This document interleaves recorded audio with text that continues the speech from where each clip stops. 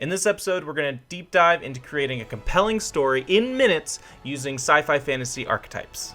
Huzzah!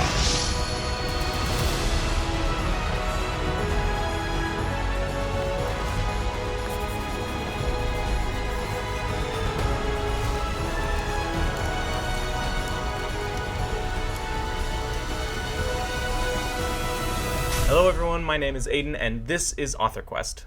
Thank you so much for joining me today as we dive deep into creating a compelling story using archetypes in minutes. Just a few minutes. And without any further ado, let's do this. First things first, I'm going to use my ebook, Codex Archetypum, to pick out the archetypes I'm going to be using today. You can download your copy of Codex Archetypum today from my Gumroad store at the link in the description. Okay, first I'm going to pick my A plot and my B plot. For my A plot, I will be choosing the Monster is Loose plot archetype. For my B plot, I will be choosing the Forbidden Love plot archetype.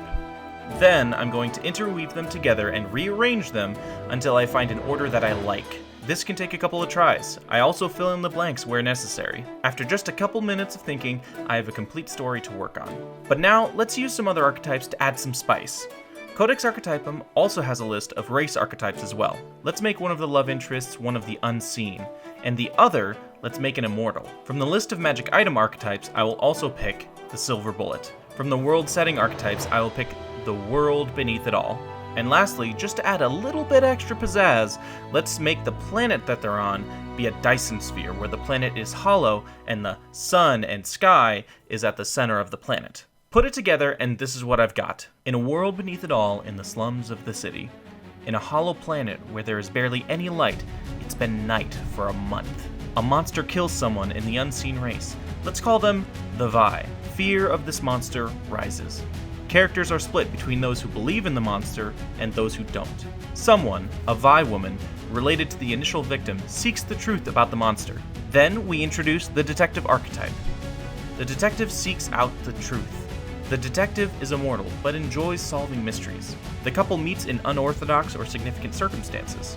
The Vi woman, the friend of the victim, is one of the unseen, and in order to discover the truth, she must let herself be seen, at great personal cost. The detective and the Vi woman disdain each other, but they both equally want to solve the mystery. The detective follows a few leads, but comes up short. But they do discover the Silver Bullet.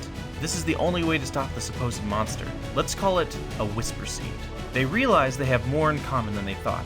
They take turns pursuing each other even though they can't be together.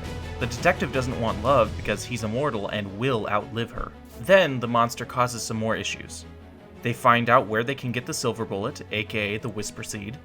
They again take turns pursuing each other even though they can't be together. But then suddenly the detective is forced to stop by their superiors because they are causing more problems than solutions. One or both of them succumbs to despair and stops trying to pursue the other. The Vi woman hides for good. She thinks. The Vi woman then somehow finds a Whisper Seed, and it makes her think maybe she can still save the day. Then one of them gets in their head, via a side character, that they should risk it all and tell the other that they love them. The immortal detective lets himself love even though he knows he will outlive her. Then, the monster strikes publicly, giving the detective another chance to bring it down. The unseen woman reveals herself again to take down the monster. The Whisper Seed kills the monster. Against all odds, they succeed. They make a public scene and they finally fall in love. The unseen woman never hides from the detective again. The immortal detective loves the unseen woman for as long as he can, and finally, the sun at the center of the planet finally shines. Creating this story only took me a couple of minutes. The longest part about this was formatting it for a video. I really hope that this demonstrates the power of archetypes so that you can work on stories as a whole. This story needs a lot of work, but the bones are there. And you, as the author, no longer have to guess where the story is going. And if you don't like where the story is going, then it's way easier to rearrange it instead of doing a 20,000 word rewrite. There's so much that I could talk about. I know that this was a really quick video, but if you have any questions, please leave them in the comments below and check out this video. Huzzah!